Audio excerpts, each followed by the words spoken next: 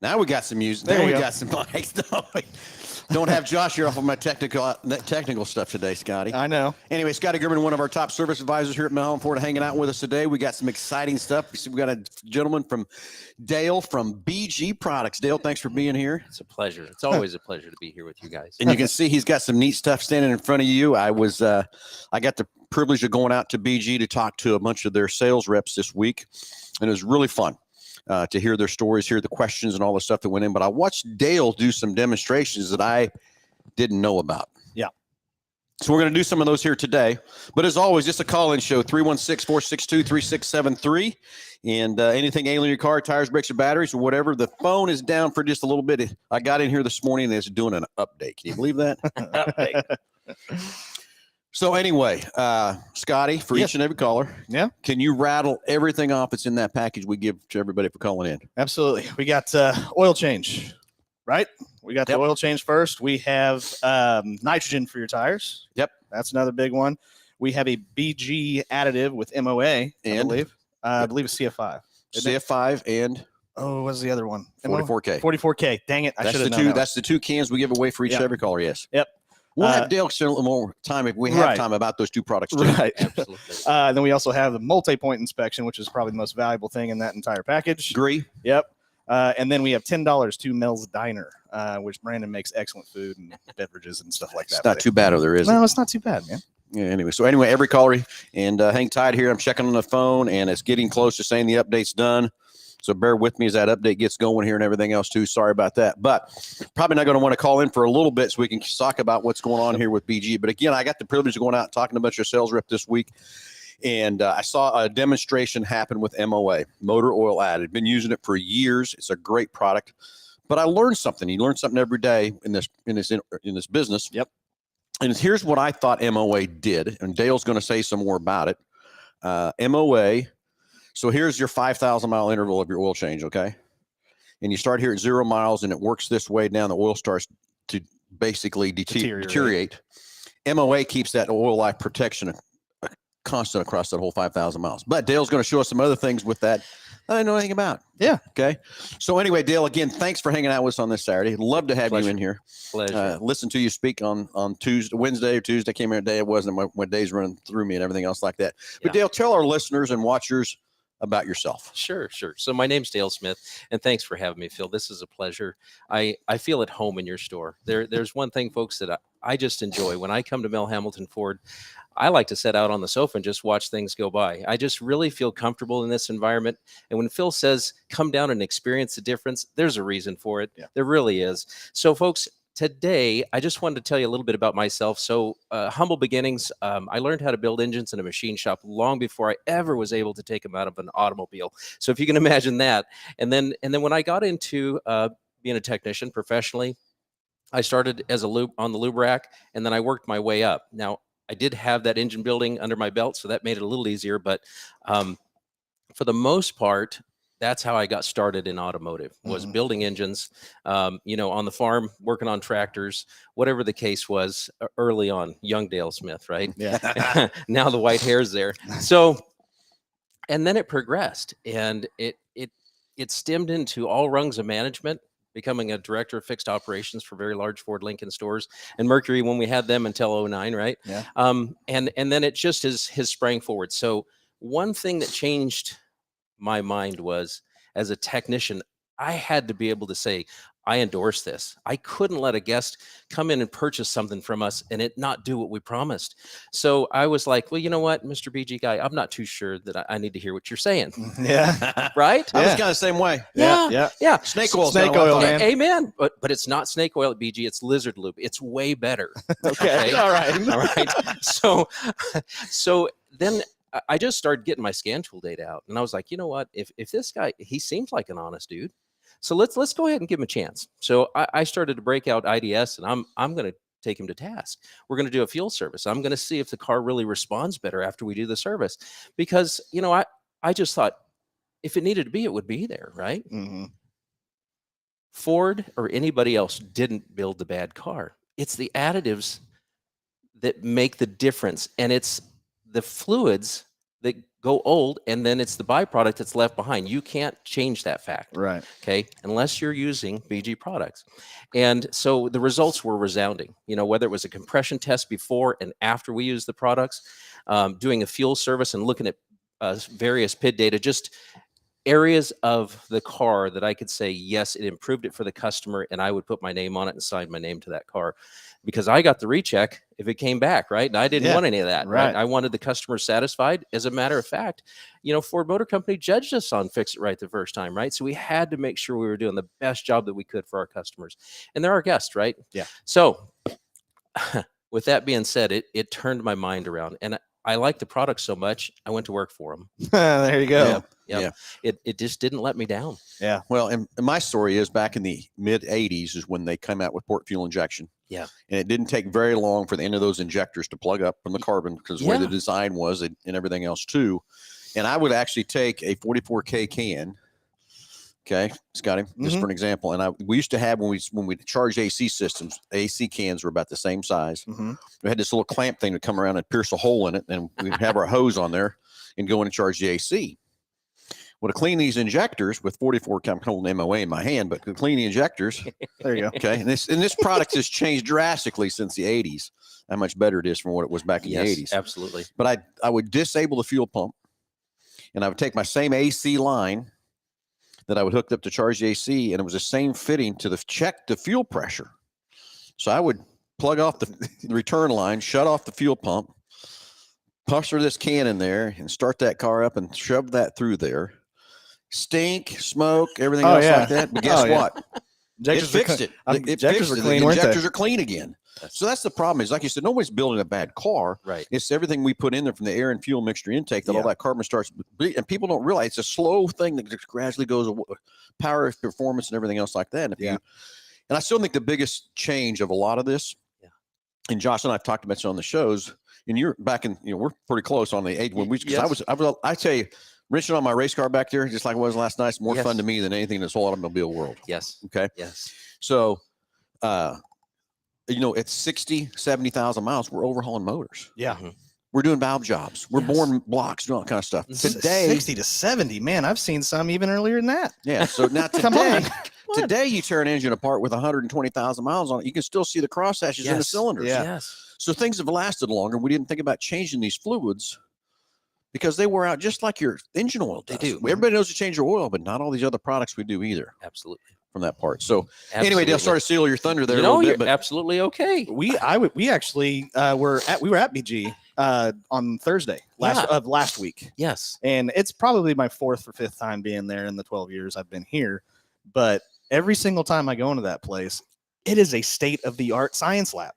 It is amazing. Yeah. Like, and we didn't get to go in the lab this time, but the previous times, one of the coolest things you guys have is a microscope that has to be mounted a specific way because of like the spinning of the earth. Yes. And it's incredible. It's on a giant granite rock. Yes. Just so it doesn't move. Yes. It's insane. And so whenever I go to play, BG, and I see all of the, there's so much R&D that goes into these things. We're not just putting these in front of a customer because it's a magic bottle. Right. You guys actually have years of scientific data. And we got to change consistently, right? Yeah. So as Ford Motor Company keeps building something neater and faster and prettier, that's the game, right? We have to be able to satisfy the guests' needs when they come in. So they've done a fantastic job. They sip fuel, they're rocket ships, and they look wonderful. Yeah. That's their job, right? Right. But this is where it really comes in to help maintain them and make sure that the good job is done. I too, when I saw that lab for the first time, folks, I can't even express how I felt about it. Because, most people think we're maybe mixing this in the bathtub in the backyard. Exactly. Yeah. Right. And that's just farthest from the truth. Right. We have so many ISO certifications to make sure that we're buying any of the additive structure or base product from the best of the best of the best. And then we blend it to make sure that everything that's on your shelf can take care of everything from current models all the way back to a Model T. Yeah. Okay. Yeah. Yeah. So it's been a very, very interesting career, to say the least. And it's been very fun. But BG's really helped pave the way for me to better maintain automobiles. Yeah. And then my favorite part, it's an international company now. Yes. But it's from here. It started here. 100% American made. Yeah, And we're in over 79 countries now. right. But it started in Wichita, did it not? Yes. Yeah, and that's the yes. coolest part. That is so cool. Yeah, And then BG stands for, do you know what it stands for? bearing grease. Get off. Is me. it bearing grease? You know, there's so many thought Oh, processes bearings and behind this. gears. Oh my god. So yeah, so just like the can, you know, in the logo in that yellow part, there's a bearing and a gear. Yeah. That's okay. That's cool. You know, but I've talked to some of the founders while they were still alive. Yeah. And there's several things that it stands for. And it's by the grace of God, we've been in business for as long as we have. That was one. Bearings and gears. Some people have said, well, you know what? You used to buy products from Best Grease right here in Wichita, Kansas. So there's a lot of different things out there. You know, so there's a lot of them. I like to say, be good to your car. Oh, that's right. cool. So that's the best true. way we can do it, right? That's true. Like I said, these cars are running so much longer, and we have to refocus on if we want to drive them as long as we say we're going to, Yes. if we want to protect our investment as much as we want to, and not have breakdowns. It's still like that That's old. right. Remember the old Fram commercial years ago? Yes. Pay me now Mhm. or pay me later. That's it. So BG products is a pay me now kind of a thing, but it's a little Right. bit smaller bill than it would be if you wait till later when it's this big. Yeah. From that part. But the other thing is like working with you now for 12 years, I always learn from you that Ford doesn't necessarily care about the maintenance of the vehicle. They just want to sell you a new one whenever this one breaks down and wears out. Okay, so number one thing they make the most money on selling cars. You know what the number two thing is? Selling parts. Selling parts. Okay, so that's when these maintenance schedules, when you look at them, I say this. That is the minimum Bare minimum that you have to do to that car when Yes. Ford maintains it. They care about that powertrain warranty to get done at 60,000 miles, and they could care less After after that's that done. because it's your baby. It's your baby. And what these products are going to do is prolong that life and everything Right. else too. Right. Yes. And it's still back to the same basic theory. Dale and I were talking about this morning when we come in here. They're still sucking air. They're still sucking dirty doing air. the They're same still sucking stuff. fuel. And we're still dealing with fuel that's so terrible out there today. Yeah. From that part. And all that does is build sludge, builds carbon, builds all kinds of wear materials and stuff like that. And if you want to just drive your car and maintain it like you want to and get by, you can. But if you're going to want to maintain your investment stuff, there's nowhere better than putting these products in your seat. Absolutely. I got to give one more testament. Yeah. Okay. My race car. Okay. And I'm running a couple different, same motor, but a couple different motors. And I had an older motor and I had a newer motor. We brought them out on the dyno, and I really thought I was going to sell the older motor. And of course, I change the oil more often than you should probably, because that's just my theory on maintenance and stuff. Yes. We put both those motors on both cars on the dyno. The old motor that had about another 60 races on it than the newer motor. Wow. 3 horsepower difference. Okay. So now that we come back and we start talking about different things, and we want to do the EPR, which is putting it in the oil to clean it up and everything. Mm-hmm. So I did a compression check to start with. Okay. Mm-hmm. And the compression was all over the board, from anywhere from 120 to 150, all over the board. Okay. So we threw in the EPR in the engine, ran it, and for the 30 minutes, and pull the plug. And of course, that stuff smells god awful as it comes out of there. But the oil came out perfectly clean. I'm thinking, okay, this didn't do nothing for me whatsoever. Okay. Mm-hmm. Did a compression check. All 8 cylinders were dead even. They brought them all back up to speed, even though it didn't look. I thought we'd see black coming out of that. I think it's because we've maintained the engine like we needed to. Yes. But there's still that carbon built up around those rings that it unfroze. Yes. That's And it. brought that compression back. That's it. You know, from 94, we had a big old meaty piston ring, right? And those were some good pickups. You know, 94, we had some really good pickups. But that ring was so stout, we could break that ring and actually clean the ringland. Do you remember that? I used to do that. I used to break them in half. Yeah. Then I'd go inside the groove of the piston and clean all that carbon out of there when I put new piston rings on. They're that stout, right? Yeah. Now fast forward to 14. There you go. That's what I'm talking. That's what I'm talking Okay, about. see this? Look at how they're low friction rings that go around that cylinder now. Now, can you break them? Sure, you can break them. You can, but you can see. Let me have that Yeah. one more. So here's the So 94. here's this one. It just takes so much to push, and then this one 94 here's just 5 sitting here liter. like this. 94 5-liter Ford, 2014. See that, Scotty? Ford. yeah. Oh yeah. Yep. Now fast forward to gasoline direct injection, and Yeah, we there have you a go. lot That's gonna be- smaller displacement, right? Right. So there's your control ring for oil, Yeah. There you go. and here's your have that. compression rings. Yeah. They're paper thin, man. Yeah. Paper thin. A little bit of. I'm got to get off the screen here and get the right way. You can see that It's how tiny. paper thin, little bitty things. So now can you see it, how easy it is to get carbon built up behind there? And then once you get that carbon built behind her, this ring, instead of going out here and sealing like it needs to, it's stuck. It can't move. Yeah. So Okay. that's what it was doing for you. It was just making sure that they could travel. And you know, I'm sure, Phil, when you first put in rings into the car, you know, they got to get burnished in, right? Yeah. Yep. I mean, if you build them, you know that there is that break-in period. They have to seat back in there.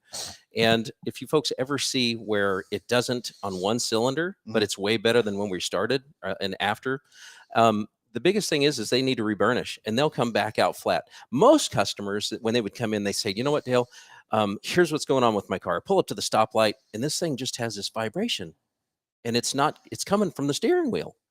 Well, that was a compression difference along the cylinder. So when Ford sent me to school for noise, vibration, and harshness, we learned about frequency. And the different frequency from the different compressions was causing this rattle. We did the EPR service and poured the MOA in afterwards, and the customer was ecstatically happy. Yeah. And it just helps so much. Yeah. Yeah, drastically. Okay, so we got a couple tests we want to do here. Come on, let's get to the science, man. Oh yeah, it's like I said, I was out there on this week and walked into the training and saw this go down and stuff, and I knew what MOA did, but I guess I didn't know everything that MOA did. So we're going to do a demonstration with a bearing pull here on some torque. It's going to make some noise, so hold your ears here in just a bit, but that's the only way I know to do it. And then we're also going to do a acid test, and that's the part that I learned about acid in your oil. Leaving that in there so long, guess what? It just starts burning this acid and watches what it does. Right. He's going to show some demonstrations on what that does with MOA. And this is the part that I learned. So which one's first, the bearing or? Let's do the acid. Okay, we'll do the acid first. So Dale, explain what's happening here. Where's the acid come from? Yeah.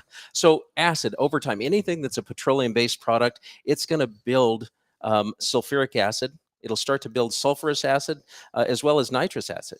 And these are two things that just happen from a petroleum-based product as it ages and gets old. There's heat, there's friction, there's a lot of different factors that are sitting there chewing on that oil.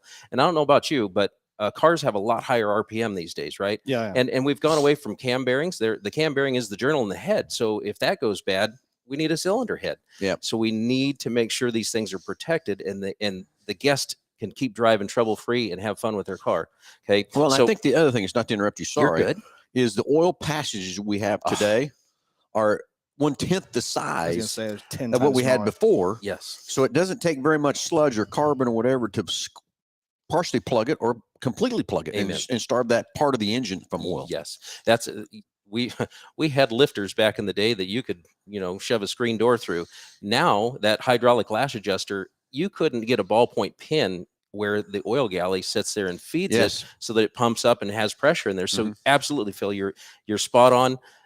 And the things that I see out there is when things go a little bit too far on their oil changes, it does build up. Is it going to happen overnight? No. But over time it does. Just like your car is so superly maintained. That's why you didn't see, black oil come out, but you still got an improvement because of the stuff that is stuck in there that you can't see and can't get out. Yeah, and today's going to be the real true test because we're headed to the racetrack to practice today. Nice, nice. So what I'm going to do is paint a picture. When it comes to empirical data, folks ask for it. If you come in and you speak to Scotty when he's writing you up and taking good care of you, please ask for it. Say, look, Scotty, I need the proof. And we'll make sure you guys have the empirical data of what it is, how it does it. And then that, to me, really helps me as my decision to purchase, right? Right. I mean, that wallet's a little tight, but I'm telling you, I'll open it up if there's a good reason to spend it. I have to. I'd rather not have the downtime and have to rent a car. So why not have it? And it comes with lifetime protection.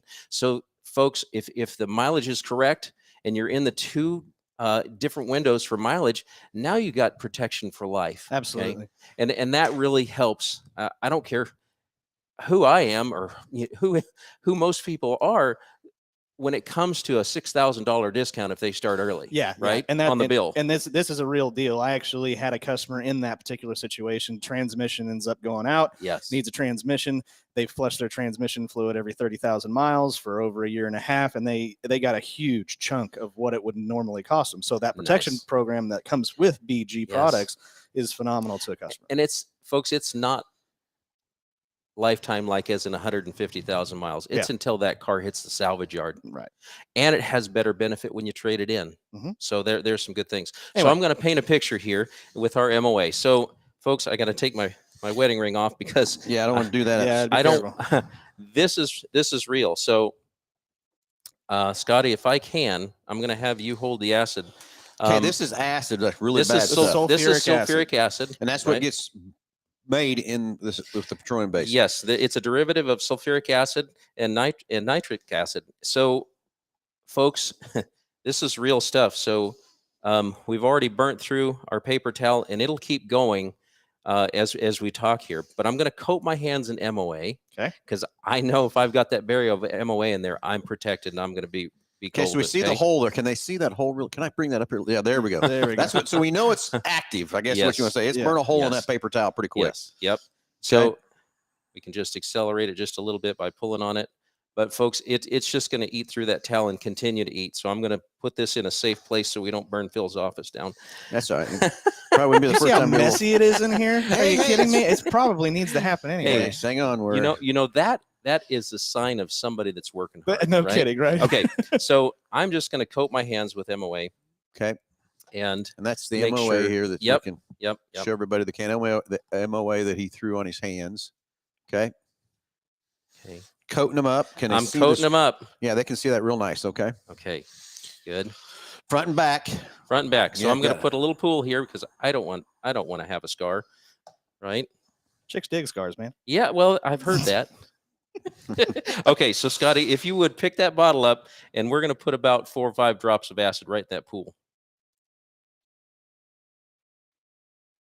Perfect. Oh. Perfect. Hey, there's 5. Okay, so folks, the whole thing that we're trying to do is make sure that the oil keeps doing its job.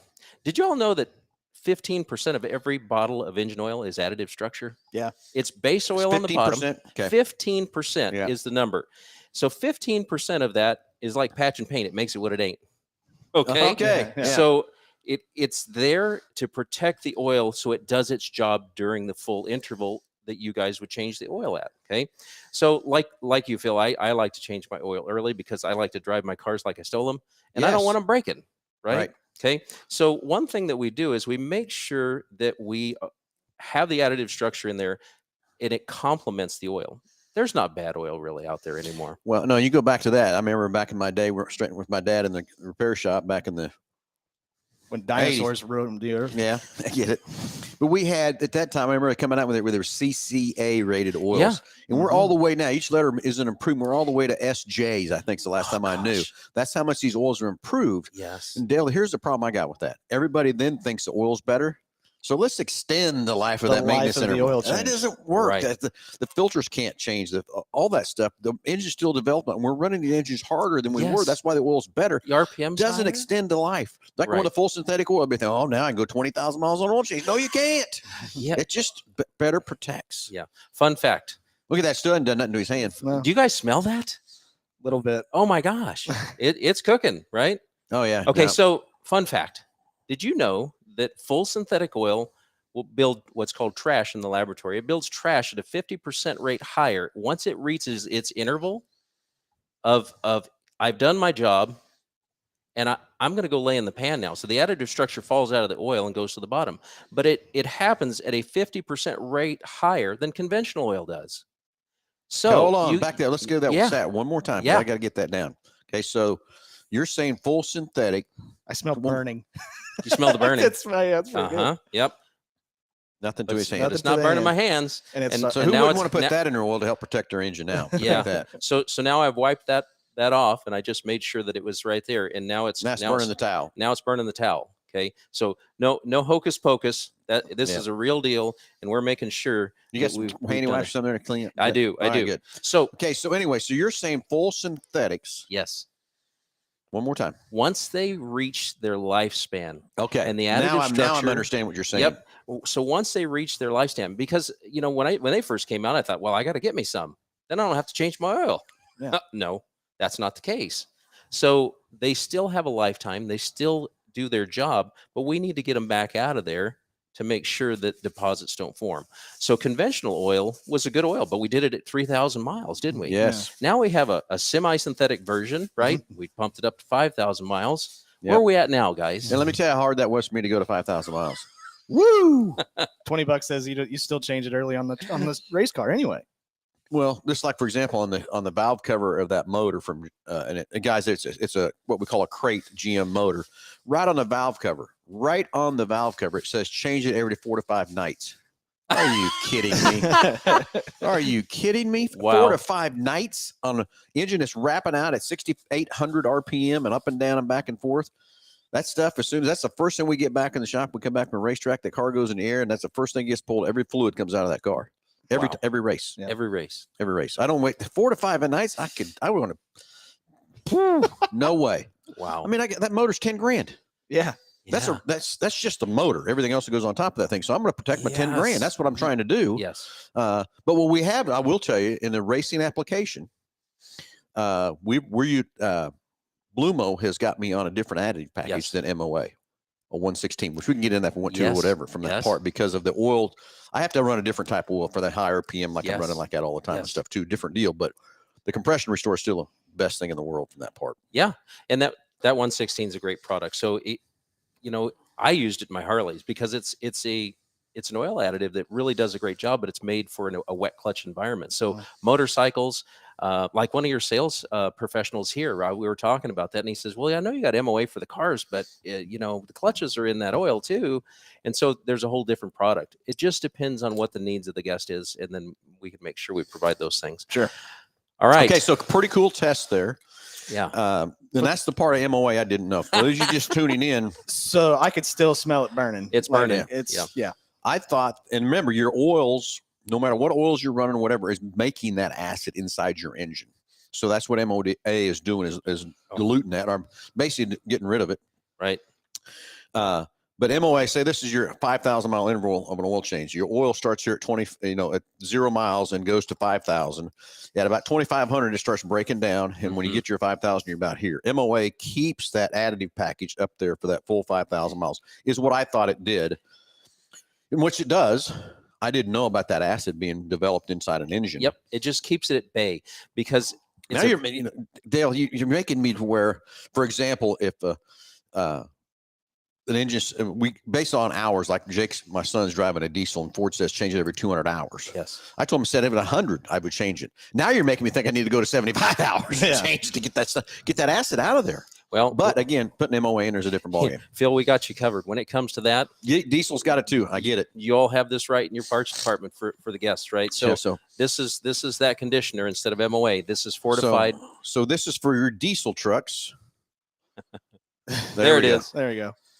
That we also have the same thing as the MOA for gasoline. This is for the diesel. That's the thing I love about BG. You got stuff for gas and diesel, and you need to sit down with Scotty and go through what your package would be with what kind of vehicle you're driving and stuff too. Yep. So here's the thing with the diesel stuff. I have seen probably the most amazing thing with that product. Everybody knows when they have a diesel and they go to get their oil change, it doesn't matter. You drive away from that oil change and your oil is black. Yeah. I'm not even kidding. Right. You literally just got an oil change and you start up that truck. Yes. And you pull out. If you literally are pulling out, you pull over on the side of the road and you drain that oil, it is black. It is. I have seen a person use that product and every oil change an oil every 5,000 miles. And I kid you not, we pull the drain plug and that oil is crystal clear. Yeah. It never happens on a diesel. Isn't that funny? So your brand new 3/4 ton and 1 ton diesels out there. When you check the oil right now before they've been sold, is it amber colored and clean, or is it black? Well, I know I never checked the brand. I never checked the brand. Just like pouring it out of the bottle, it's going to have that beautiful amber color. Yeah. Mm-hmm. But and to your point, Scotty, all the soot gets collected.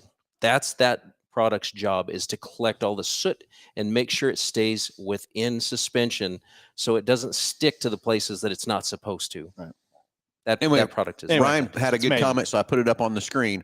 Holding sulfuric acid in the hand for that length of time, acid will continue to eat until it's neutralized. This power of MOA, engine oil supplement. So that's basically what it's doing. It's just neutralizing that acid as it starts. It would keep going.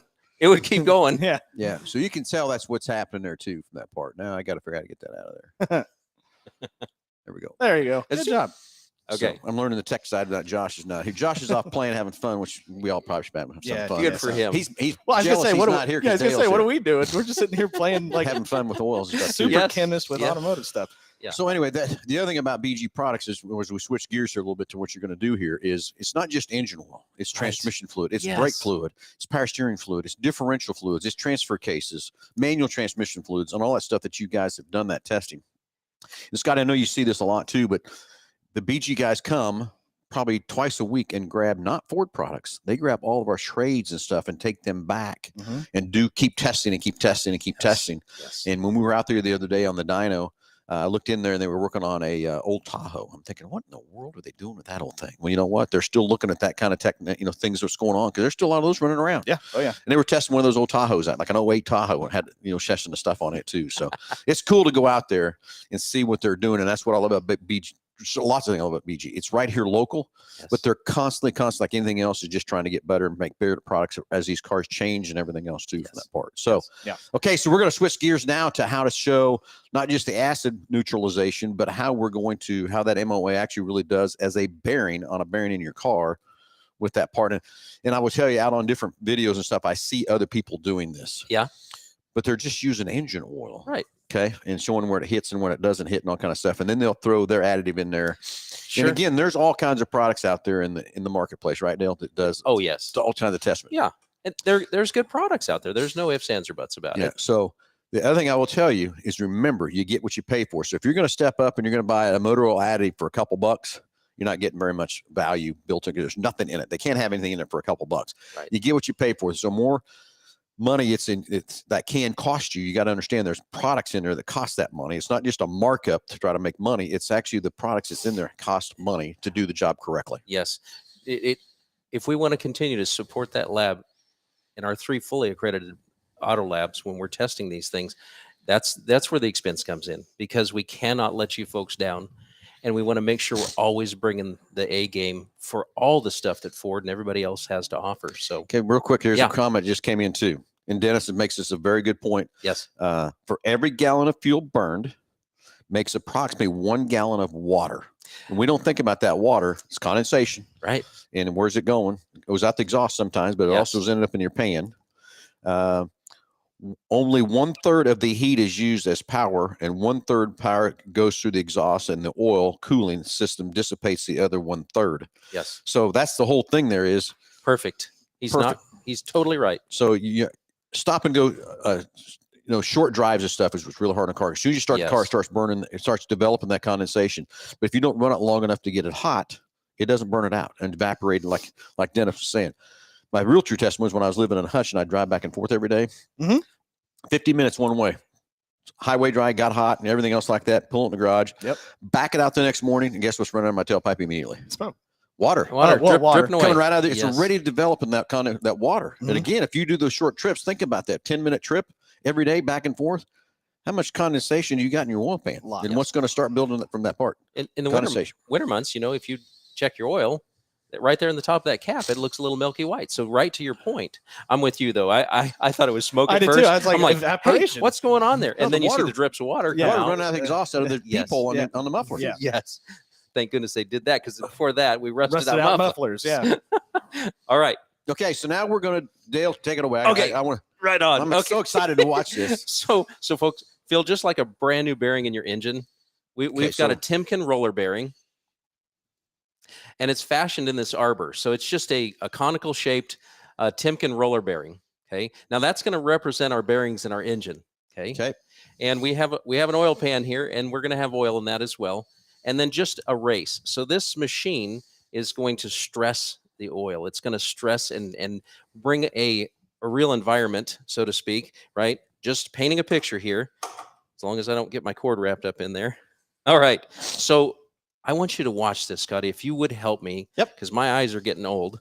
I'm going to turn this on, and then where this thing locks up, let's take note of where the measurement's at, okay? Okay, so first off, just oil. I'm going to do it bare Bare. because I want to show what it's doing oil when it has a whatsoever. lack of oil. How many times have you seen oil go too far? A lot. When it goes too far, all the additive structure says, I'm going to take a nap in the pan. I'm done. Yeah. I'm going to go. That's what you can write your name in the bottom of the oil pan when you take it off. That's what you're seeing down there is additive structure. Okay. The next thing is we got to make sure that oil is doing its job for the full interval. So we'll see where this locks up on its own with nothing. Then we're going to put regular engine oil in this and see where it locks up there. And then we're going to put our supplement in. Okay. Now, folks, I like to say this is a top treat for the oil because that's what it is. It's the expensive part of that bottle of oil on steroids. Okay, here we go. Hold your ears. Hold your ears. That's about 35. Let's do it twice just to make sure we're not playing games. Yep. That's even less actually. That was like 28. Okay. So we'll call it 30? Yeah. As an That's average? good average. Okay. So now I'm going to coat the bearing with 5W20 engine oil. Okay. And I'm just going to put that right in there. And then when it hits that bearing surface, we're going to stop. And this is now, I'm filling my crankcase up in the car. That's what I'm doing. Okay.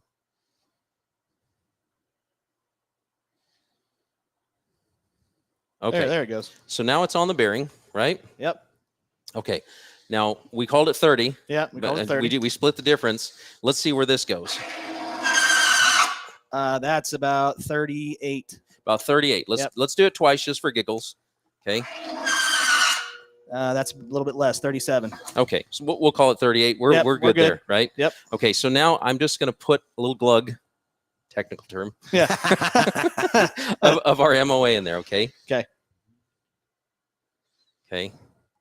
So we were at about 38, right? Yep. Okay. So now, folks, we want to make sure that oil's doing its job, right? Yeah. We have to be able to do this so that it doesn't break down during the guest's oil change interval. Mm-hmm. And then we won't have loss of oil. It stays cooler because when oil gets old, the additive structure falls out, like I said, and goes and takes a nap in the pan. The second thing that happens is oil gets thick. There goes our fuel economy. Mm-hmm. There's parasitic drag that happens. So these are things that we experience if you go too long on engine oil. Right. Okay. But when you're protected with BG MOA, this is what gives me the peace of mind. Okay. Where are we at now? We're at 45. We're about 45. Okay. We're at 55. 55. Yep. I'm going to turn red like a tomato. Yep. Get ready. Yep. 65. And you touched. There's 75. Okay. So now I'm red like a tomato. But the thing is, we made sure that the additive structure stayed there, even though we have hot and cold soaks, running to the store, running to Walmart, getting groceries, whatever we're doing, we're always protected. To Phil's point, we had a lot of condensation that builds, right? From the gentleman that let us know that. We also have 1 to 4 pounds of byproduct that's built from the oil going bad in there. Mm-hmm. Where does it go? It messes with emissions and everything else. Mm-hmm.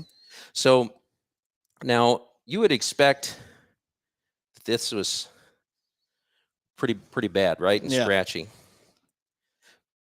So now we have a little scar on there. If you take this screwdriver and just wiggle it back and forth on that, is it scratchy or is it pretty smooth? It's pretty smooth. Yeah.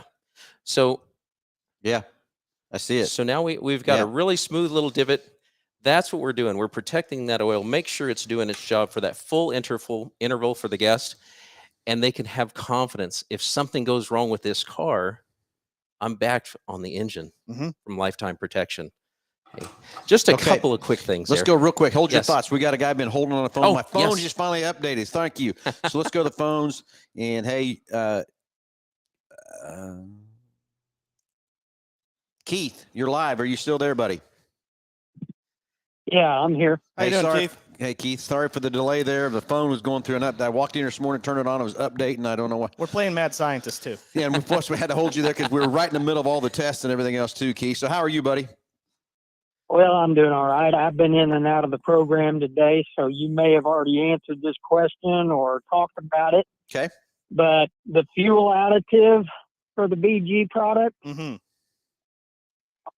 you possibly add too much or too often? Good question. That is a fantastic question. I get accused of that a lot, putting too much stuff too. But so, Keith, right? Yeah. Keith, yes. So Keith, the answer is let's say you're down at a quarter of a tank and you had a massive abundance of this stuff. It might misfire. Yeah. But if it's in half Okay. a tank or better, you're okay. You really can't overtreat it. Okay. Yeah. So if you Okay. put 2 cans in there, like my pickup, so my long bed F-150 holds 40 gallons of gas. Yeah. This thing will go almost 600 miles before I have to fill up. I put 2 cans of the 44K in it because it needs to stay in there. Because So this is about 20 gallons is really what I've been told. that's it. So 1 can's good for 20 gallons. And can you put too much of it in? Yeah. Well, what's too much, right? I've put 3 and 4 cans in there, but it is not gasoline. We're not treating a gasoline problem with gasoline. Mhm. So if it does get overtreated, if there's a quarter of a tank and you were to dump 4 cans in there, it's probably not going to propel itself very well. Is it going to kill it or hurt it? Absolutely not. But it may stumble and burp and carry on. Mhm. Yeah. So now let's go to not too much, but how often? Yeah. So as technology just keeps advancing with our gasoline direct injected engines, they're rocket ships these days, and the displacement's a lot smaller than we've seen in the past. My 3.5 EcoBoost with that cute little twin turbos, that thing gets with it. Oh, yeah, it does, doesn't it? And just so cool. So I treat it every time I change my oil. Yeah. You know, with a fuel service, we're treating it every 15,000. So there's an offset there. And then some of the products, like you mentioned earlier, CF5, that's a keep clean product. So this is a cleanup product. Right. CF5 has like a fuel protectant. stability, corrosion protection, absolutely right. And it's a keep clean product. And it's at a fair price. So, and then there's stuff that's in every tank treat. So folks, you know, when you go through a parts store and you see Chevron Techron or something like that, that product is designed and made to be put in every single gas tank. Most people think, well, I dumped it in every once in a while, it's okay. But the concentration level makes the difference. Yep, exactly. So hopefully they answered your question there, Keith. Yeah. You sure did. I appreciate it. You guys have a good day. Thank you Thanks for the holding question. for us, buddy. Appreciate it, man. All right. Bye. Bye-bye. Okay, so I got another question on the deal, and this is Stan here. This is Tim wants to know, what'd you say about the compression check? This is this EPR can of stuff. Get that focused in there. There you go. And basically how that works is, and Dale, if I'm wrong, tell me if I'm wrong or whatever, as I go through this, is before you change the oil, you want to pour a can of that in, get the engine to operating temperature. Yes. Because it's got to have the heat in it to make that additive work. Like when I did it on the race car, I did it for 30 minutes. I think that was too long. You don't have to. You can do no. There's nothing too long, but you don't have to go that long. Is what I meant. Right. 15, 20 minutes, right? Yeah. To run it and then 1,200 drain it out. RPM. 1,200. You don't drive it really either, right? No. You could, but You it's could. probably not the best thing in the world to drive it to put it under extra stress that thing's cleaning. Yes. Then on the one I did on a race car, we set it at 1,500 RPM is what I did. go. Let it sit there and run from that part. So, and what I'm telling you, what's amazing to me is when we do these GDI services with the EPR, we call it direct GDI. God, I'm losing Gas direct You're injection. good. gas direct injection. You know what it Sorry, is. I got there. I just couldn't get that spit out of my mind. Guys, this is why I'm here. I'm just here to help. Okay, this will be the last show for Scotty. Anyway, people will, as your engines start losing that compression, it's just a gradual thing, and you don't really feel it No. until you clean it, and then all of a sudden, boom! People will call you back and say, "Oh my God, I'm getting 3 to 4 miles better a gallon. I can feel the power back." Yes. So Yes. I don't know. My opinion on GDI, I'd start putting it in from the first oil change because it's already building as you start going. Yes. Yeah, and we've already seen you've seen vehicles with 15,000 miles on them, and they BG takes them all apart, and you're just sitting there going, "Holy crap! This is a brand new vehicle. How in How the does world this did happen?" that get there? Yeah.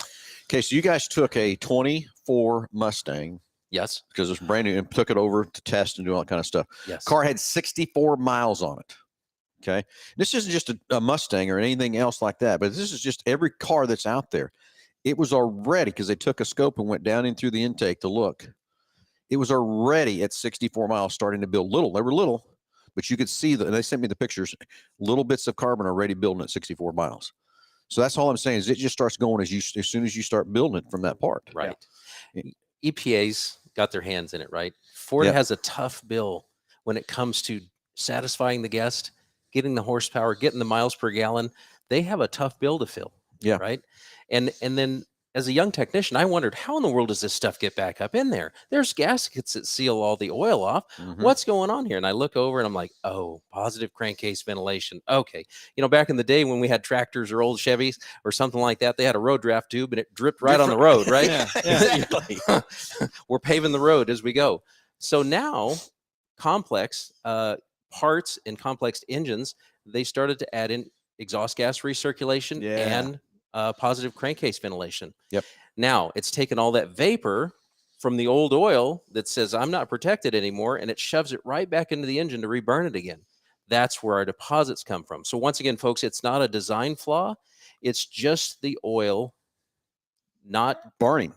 It gets right back into the system. And it goes back to the EPA. You're right. The EPA has got us to where what's coming out that tailpipe is so much regulated today. Yes. And that's where this CAFE rating, here's my argument about that. CAFE is corporate average fuel economy that the government has said every car has to meet of every car they produce. Now, granted, heavy duty trucks and all that kind of stuff's not in the equation. But here's my problem I got with that is back in the day, we were putting out so much more harmful gases coming out the tailpipe than we are today. Today, we could start that truck in 2011. They came and brought the new Super Duty to us with a 6.7 diesel. Right. It sat on the showroom floor for 8 hours running. Never had an exhaust hose on it or nothing. No. So my thing is stop worrying about the CAFE ratings and making the fuel economy so high. Let's regulate what's coming out that tailpipe. Yes. Because that's what's really harmful to us and our environment and everything else like that is emissions coming out. Yes. Yep. So now these engines are running so clean. Someone, lock yourself in the car in the garage. It's not going to get you because it's so clean. Yeah. Because of how accurate we're, like you said earlier, electronics that are controlling our fuel mixtures. Yes. Before we had little needles and seats and everything else controlling our fuel. Now we got electronic computers and everything sensing what to change, when to adjust it. And if you could see, Josh has said this many times on the show, if we could put a graph up on the screen and show you everything that those computers are doing going down the road, it'd blow you away what's adjusting, changing, going on. It's impressive. Yeah. It really is. So that's why I wish the government or the EPA, whoever, would just stop and say, okay, this car can meet this amount of emissions. Who cares what fuel economy? Because it's going to get great fuel economy with that emissions coming out the tailpipes. They're focusing on the wrong thing. They're not up to date, right, Dale? Yeah, that's it. And we need to make sure they're taken care of. That's the biggest thing, folks, that I could ever say is if we maintain them, they're going to take care of you. And guess what? If for some reason something were to happen and you've done the intervals under lifetime protection plan from BG, we got you covered. We got your back on that. Yeah. And I've used it. I've experienced it. It actually, it's there. It's not BS. Okay. Dennis is giving some great comments. You're coming through the line here too. And Dennis, I appreciate your comments because your comments are spot on. Yes. We've been talking a lot about engine oil. But again, we need to back you, Dale. We need to do more shows with you because we show the other additives my and pleasure. things we do. Absolutely. Love to have Fuel, you. Okay? fuel This has been fun. Good. So heat breaks down lubricants. Exactly. Yes. Correct. In instance, in a transmission fluid life is cut in half for every 10 degrees it goes up. And that's the thing about transmission fluid. And Scotty, you know this on a service drive. I love a DABU valve. I can see us sample that fluid. When that transmission fluid is supposed to be bright red, Yes. as soon as it starts to turn, why is it turning? It's because of heat and friction. Yes. Heat. That's what's happened. So that fluid is breaking down. It's not lubricating that transmission. Transmission anymore is about as expensive as an engine now. That's definitely true. So for every 10 degrees it goes up, 180 degrees at 100 life 190 degrees goes from 50. So basically what he's saying, if it's running 180 degrees and it goes to 190, the life went from 100K to 50K. And I agree with that from part. So if you're towing a transmission, with the transmission, guess what's happening when you're towing? Oh gosh, there's more heat. Friction. So what happens to that interval of that transmission?